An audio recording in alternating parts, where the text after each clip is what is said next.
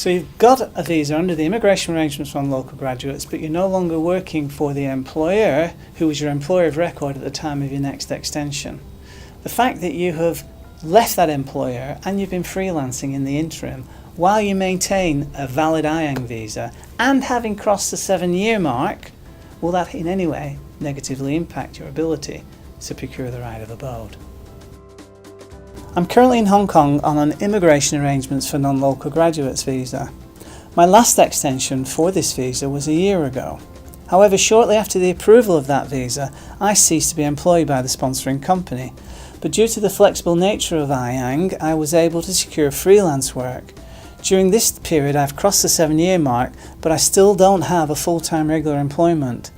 I still have about 10 months remaining on my IANG visa, and I'm beginning to worry if my current employment condition will have any impact on my application for the verification of a permanent identity card.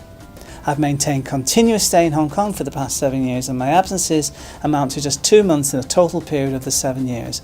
I've also maintained back-to-back residence visas for the past 7 years too. Under the immigration arrangements for non-local graduates, you're able to get extensions each time that you're able to show to the immigration department that you're gainfully employed by a suitable and credible employer.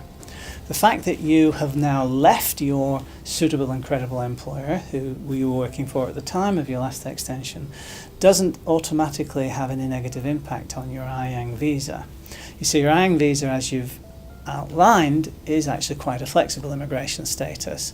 And so if you've been holding this visa for the requisite period of time that allows you to cross the 7-year mark, the answer to your question being, will it have a negative impact on your right of abode application that you're not presently working for your last employer of record?